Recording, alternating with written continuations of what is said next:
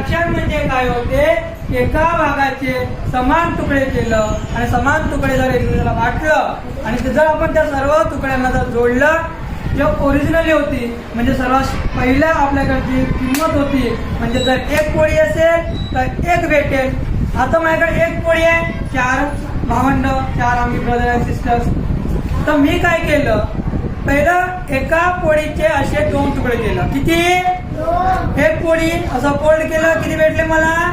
2 भाग भेटले. कागदाळीवरचं भेटलंय, आता 2 झाले. पण मला पाहिजे किती रे? 4 पाहिजे.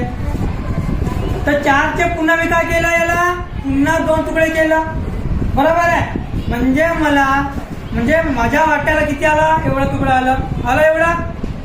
बस जेवढं मला आलं तेवढं माझ्या बहिणीला आलं, तेवढं माझ्या भावाला आलं आणि माझ्या बहिणीला आलं. बरोबर आहे. असे प्रत्येकाला एक एक तुकडं दिलं मी.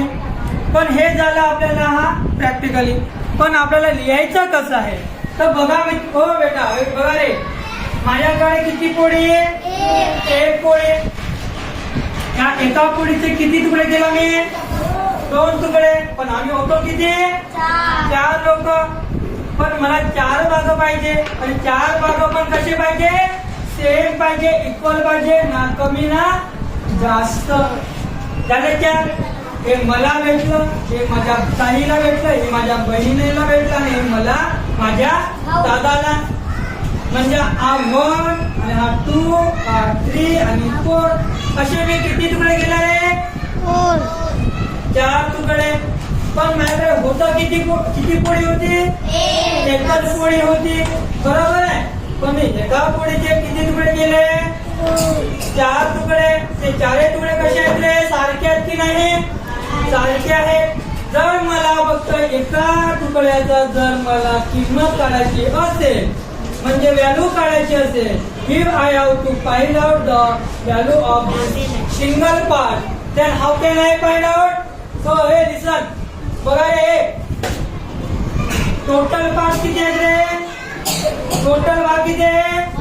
हे टोटल 1 2 3 4 किती भाग आहे? किती तुकडे आहे? 4 तुकडे. किती तुकडे? 4 तुकडे. आणि मला काढायचं होतं एका तुकड्याची किंमत. तर 1 तुकडा आहे ना, तर बरोबर 4 मधून किती तुकडे आहे? 1 तुकडा. आता 4ही तुकडे कसे आहेत रे? सारखे आहेत. म्हणजे याची व्हॅल्यू जर 1/4 आली तर याची व्हॅल्यू पण काय भेटणार? 1/4.